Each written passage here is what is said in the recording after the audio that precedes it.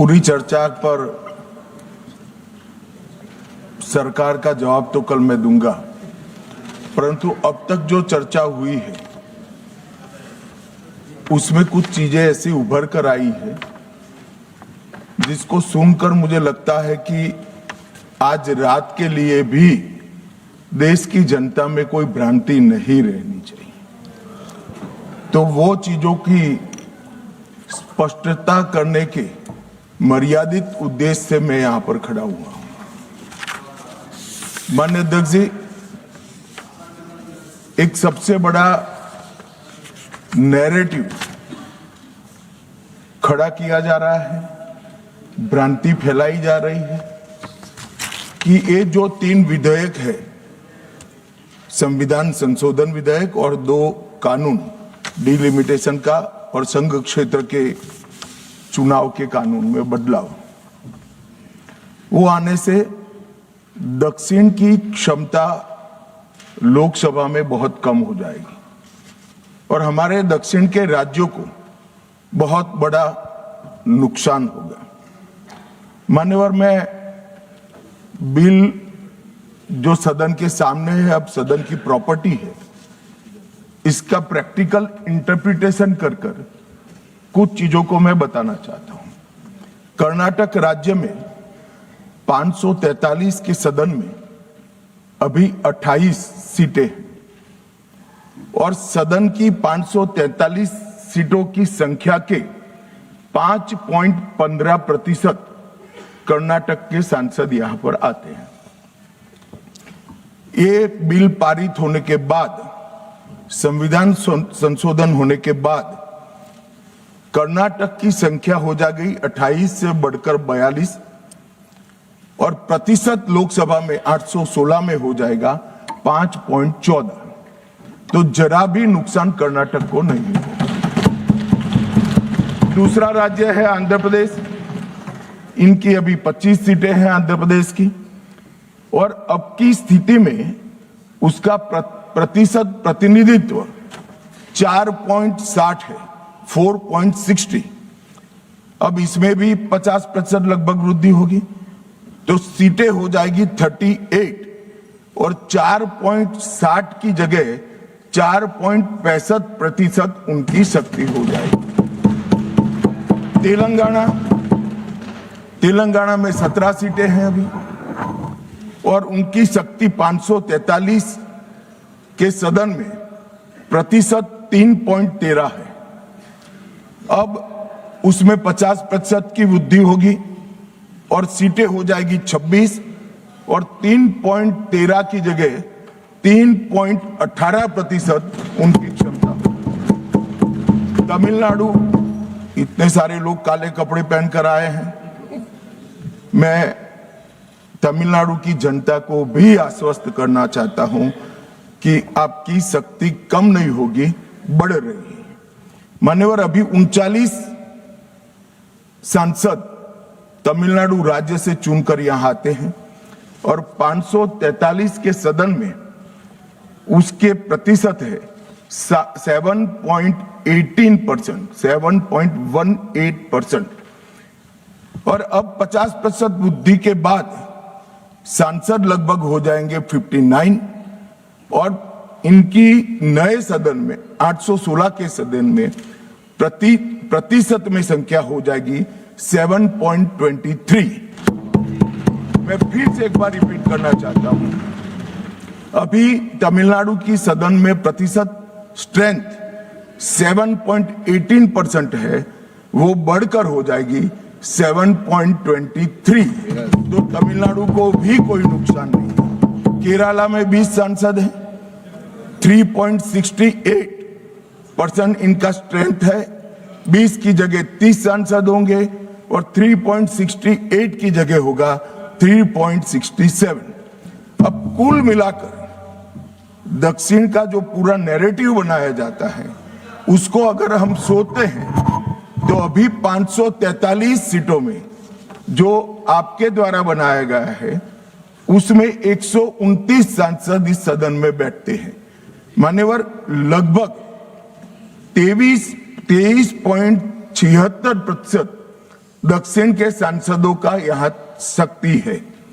अब 50% वृद्धि होने के बाद 129 की जगह 195 सांसद बैठेंगे और उनकी शक्ति 23.97% मतलब 24% होगी। तो शक्ति बढ़ नहीं रही है, कम नहीं हो रही है, बढ़ रही है। तो कृपया कोई भी एक मिनट मेरा समाप्त तो होने दीजिए, समाप्त तो होने दीजिए। अरे पर समाप्त तो होने दीजिए। अरे पर बीच में कैसे करेंगे आप? मैं अभी बैठ जाइए, उसका भी जवाब देता हूं। आपको जवाब चाहिए ना, देता हूं। मान्यवर, कृपया ये बिल के जो इंटरप्रिटेशन है इसको अधिकृत रूप से बिल को पायलट करने वाले मंत्री के रूप में मैं इस सदन के सामने रख रहा हूं। मैं मेरी जिम्मेदारी समझ रहा हूं। जो भ्रांति फैला रहे हैं वो शायद न समझते हैं, तो उसके लिए मेरा कोई टिप्पणी नहीं है।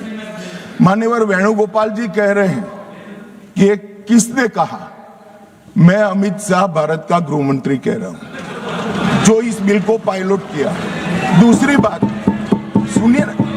सुनिए ना, बिल में कहां है और कहां से ड्रॉ कर मैं आंकड़े निकालता हूं। मैं कल उनको जब डिटेल जवाब दूंगा तब बता दूंगा, मगर वो सुनने के लिए बैठे वॉकआउट न कर जाए। बाकी मैं डिटेल केजी के बच्चे को समझ में आए इतनी सरलता से इनको मैं समझा दूंगा। उनको धैर्य से सुनना चाहिए। मान्यवर, इन्होंने कहा कि जाति जनगणना नहीं कराना चाहती है सरकार। इसको भी मुझे स्पष्ट कर देना चाहिए। सरकार की कैबिनेट ने नरेंद्र मोदी जी के नेतृत्व में जाति जनगणना करने का निर्णय कर लिया है। अगली जनगणना जाति जनगणना होने वाली है। एक भ्रांति फैलाई जा रही है कि अभी जो प्रश्न पूछे जा रहे हैं उसमें जाति का जिक्र नहीं है। मान्यवर, जनगणना जिनका डिटेल अभ्यास है उनको मालूम होगा, जनगणना 2 हिस्सों में होती है। पहले सभी मकानों को इंगित किया जाता है और उसके बाद में जो बिल्डिंग्स होते हैं इसके अंदर रहने वाले बंदों को इंगित किया जाता है। तो बिल्डिंग की अभी तक कोई जाति की व्यवस्था हुई नहीं है, होगी तब इसको भी गिन लेंगे। अभी तक बिल्डिंग की कोई जाति व्यवस्था नहीं है। मान्यवर, जब व्यक्तियों की जाति गिनी जाएगी तब जाति जनगणना का सवाल आएगा। ये भी मैं आज पूरी तरह से स्पष्ट कर देना चाहता हूं। मान्यवर, उन्होंने कहा कि 850 का आंकड़ा कहां से आया, ये मैं समझाता हूं। 850 का जो आंकड़ा है मान्यवर, वो इस तरह से बना है कि काल्पनिक रूप से सोच ले कि 100 सीटें हैं। अगर 33% माताओं को, मातृशक्ति को आरक्षण देना है तो उसमें 50% बढ़ाते हैं तो सीटें होती है 150, और 150 जब होती है इसका 33% करते हैं तो 100 सीटें ऑटोमेटिकली हो जाती हैं। जो 543 सदस्य बैठे हैं इसमें 50% वृद्धि होगी। इसका 33% जब माताओं के लिए रिजर्व हो जाएगा तब 543 की 43 ओपन सीटें होगी जहां पर भी महिलाएं लड़ सकती। तो ये 50% इस तरह से आया है। और 850 है वो राउंड ऑफ फिगर है। 816 एग्जैक्ट संख्या होगी। ये फिर से पूछेंगे कि ऐसा क्यों किया है, तो अभी भी राउंड ऑफ फिगर जो है ये 543 नहीं है, 543 से ज्यादा ही है। अब उन्होंने कहा कि वृद्धि कैसे करोगे? आप 550 इतना तो समझ जाएंगे भाई। मैं केजी कहा तो तुम 7 अर्थ में केजी की तरह करने लगे। मान्यवर, इन्होंने कहा कि ये बिल में लिखा नहीं है। सांसद ज्योतिमणि और दक्षिण के कई सारे सांसदों ने कहा मेरा कल समय ले ले, मैं पढ़वा दूंगा। वैसे समय लेने की जरूरत भी नहीं है। कल मैं सदन के सामने ये डिटेल पूरा देश समझ पाए इस तरह से समझा दूंगा। मान्यवर, डीलिमिटेशन कमीशन का जिक्र आया कि डीलिमिटेशन कमीशन में आप आपके लोग बिठा दोगे, ये करोगे, वो करोगे। तो मैं माननीय सदस्य प्रियंका जी को कहना चाहता हूं, हमने डीलिमिटेशन कमीशन एक्ट के अंदर कोई बदलाव नहीं किया है। फुल स्टॉप कोमा में आपका डीलिमिटेशन कमीशन एक्ट को हमने रिपीट किया है। अगर आपने उस वक्त मैनिपुलेशन किया है तो मैं इतना कह सकता हूं, आप कह रही हो कि इससे मैनिपुलेशन होगा, तो आपने अगर उस वक्त ये एक्ट का उपयोग कर कर मैनिपुलेशन किया होगा तो मैं इतना कर सकता हूं कि हम नहीं करेंगे और मैं कुछ नहीं कह सकता। मान्यवर, एक वाक्य है कि तमिलनाडु बंगाल में चुनाव हो रहे हैं और ये नया एक्ट आ गया। मान्यवर,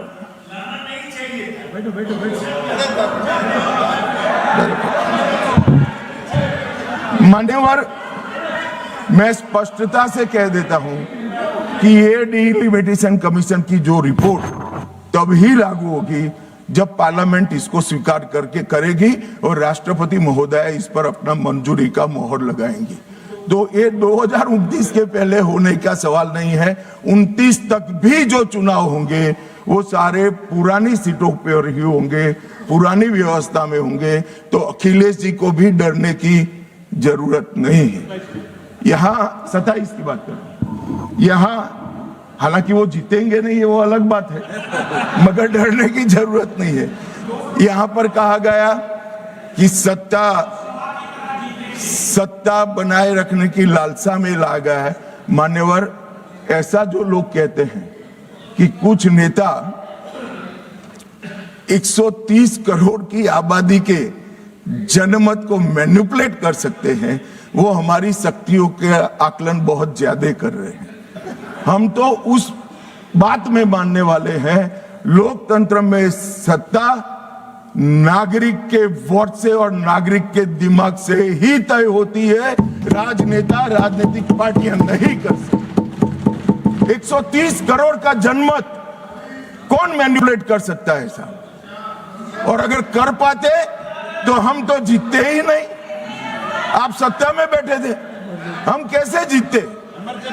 मान्यवर, इमरजेंसी डालने के बाद भी जनमत मैनिपुलेट नहीं होता है। इस देश का इतिहास है। और जहां तक लोकतंत्र को खत्म करने की बात करी है, मैं भारतीय जनता पार्टी के कार्यकर्ता के नाते, इस सदन में एक सांसद के नाते कहता हूं, किसी की भी ताकत नहीं है इस देश से लोकतंत्र को खत्म करने की। जिन्होंने प्रयास किए हैं इमरजेंसी के वक्त, जनता ने उनको खत्म कर दिया था, लोकतंत्र को कुछ नहीं हुआ। और मान्यवर, लोकतंत्र इस तरह से खत्म नहीं है।